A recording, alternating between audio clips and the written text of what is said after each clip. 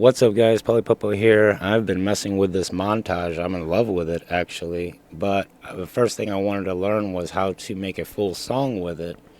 And I think I figured that out. I've been having some problems, so I just wanted to share with you guys. This way, if you spend the money on a board like this, you can just get in here and start making a song. So hopefully this helps you guys out. I promise you by the time you get done with it, you'll be able to make some kind of a song, alright? Might not be the same as mine, but that's what we're going to do. So check it out. I'm just going to load up a blank initial thing here, right? We're on an initial patch. We got the piano going. I'm going to hit the record button. I'm going to only go for 2 bars. Okay? I'm going to record for 2 bars.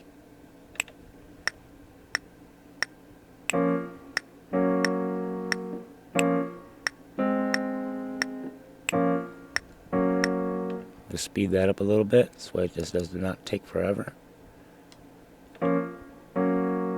Alright, so now we're going to go to 2. I'm going to add some cinematic flute. Let me show you guys something real quick. You don't want to stop the music whenever you're playing. I don't never like to stop the music when I'm playing, so I'll be hitting this overdub button. But you have to be on this screen for it to work. Alright? So check it. I'm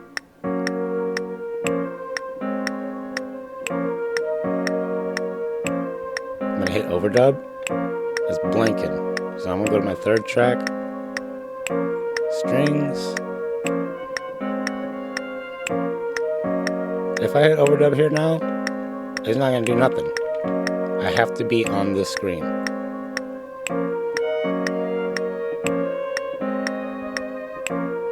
It's not about the song right now, guys. I'm just showing you. So I'm going to hit that. Let's get some drums.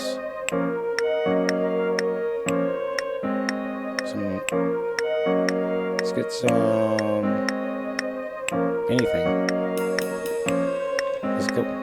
See? Nothing. I gotta be on this screen.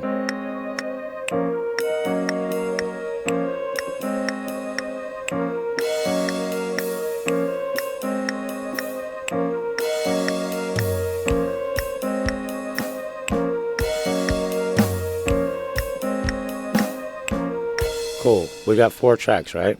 It's not about the song that I'm showing you this before we can even start making a song. I want to know how it works. So if we do this right now and we do anything, this will not work without you doing this. I'm going to show you that it does not work. Alright? And then I'm going to show you that it does work. Alright? This is what's going to happen. First, we're going to show you how to do it the way it works. Alright? So I'm going to hit play. I'm going to hit this pattern up here. You have to rename this bad boy. We're going to name it rename. Renamed, okay? If you don't rename it, this Yamaha board's not going to understand what the hell you're talking about. You have to rename it, okay? A few boxes taught me a few things. You have to name your shit here, okay? So name your pattern. You got pattern named. Okay, so now what we want to do is go to the scenes. You might know this part. Now, depending on how many scenes you want, I'm only going to use 4. We want 4 scenes. So mix, 2 mix, 3 mix, 4 mix.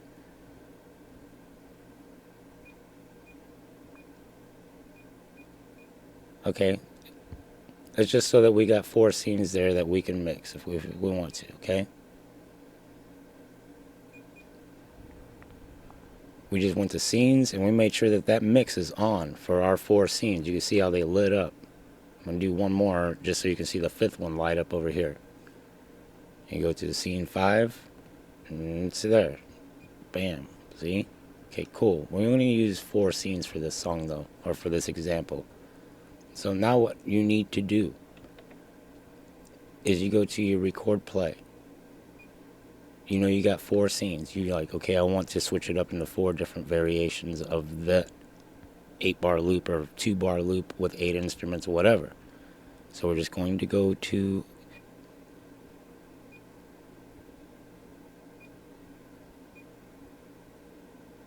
you go to your play record, and I will make video where you don't have to hit the screen for everything. You can use all the hardware buttons to navigate through the screen, but I just want to show you this.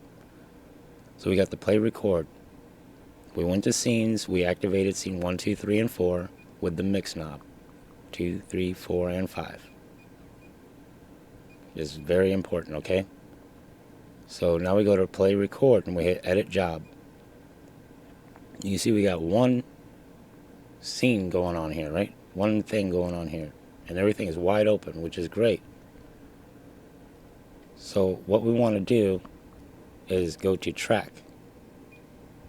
We're going to go to track.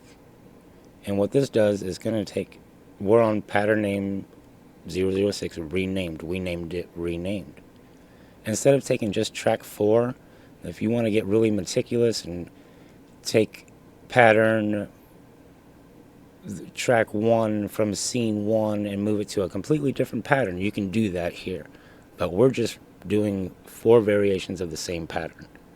So we got 06 renamed on all, scene 1 because it's wide open, everything's unmuted, to renamed scene 2 because it's on 1 already. We're going to go do that to scene 3. And we're going to do that to scene 4. Now we got 4 of the same scenes, okay? We already hit the scenes and we made sure that they were on mixing. If not, this won't work. You have to make sure that is happening. So then we went to edit job. All these here. We went to all and moved it to scene 2, 3, and 4. Okay? Now we got 2, 3, and 4.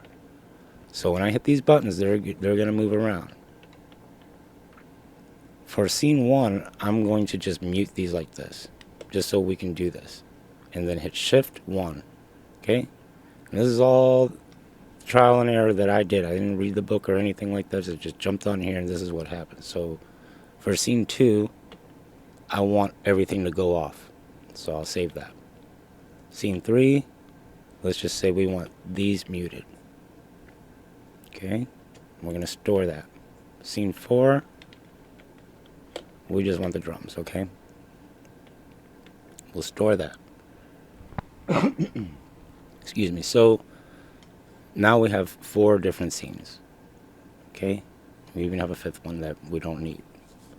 So what we're going to do to listen to these scenes, yeah, you can just hit play. You can hit play and be like, no, I want these to sound completely different. I want them to sound different.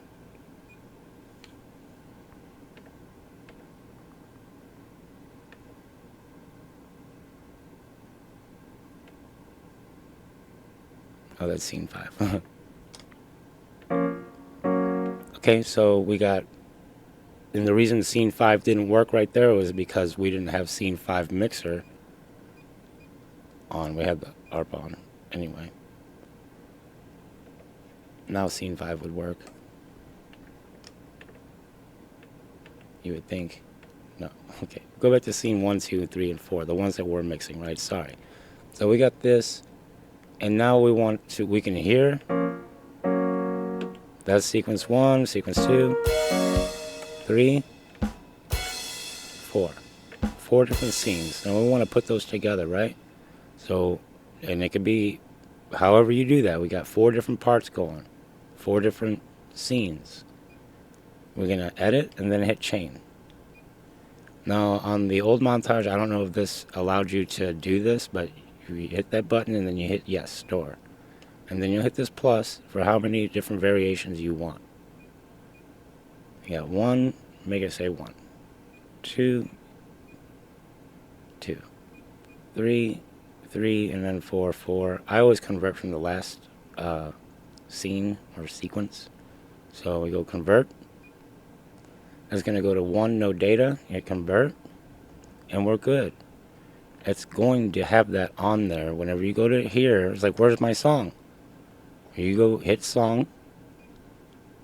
And number 1, renamed. It's got your parts down here and everything. Now, if I did not rename that, it would have only gave me 1 track. Let's hit play. It'll play the whole thing, drums coming. and then the third scene, and then the fourth one, just the drums. That's exactly what we wanted. But my point is, if you don't rename this, it's going to give you this. And we didn't save it. So you have to save that also. Once you have it there like that, you got to save it. How do you save? There's a way to save. Not as MIDI file either.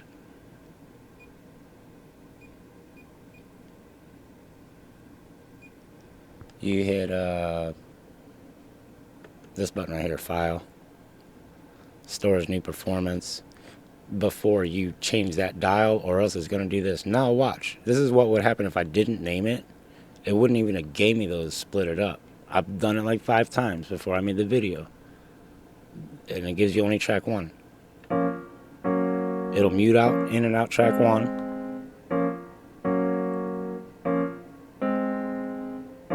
If I ever mute it out. Either way, it's not giving me all the other tracks that I had. And they're gone. So yeah, you do not want to move this here until you go to your, let's see. Hit your song name here. Renamed. It should still have the pattern. Nope. Everything is gone. But, yeah. There's a way to save on here that I haven't really figured out how to save. Let's see, hit shift and file, and then you hit save. Immediately, you'll save that. It should still be in here. Song, new song, renamed, right there. But it doesn't have it saved the right way. If I would have hit save before I changed that dial, it would have saved all those tracks split up really, really nice.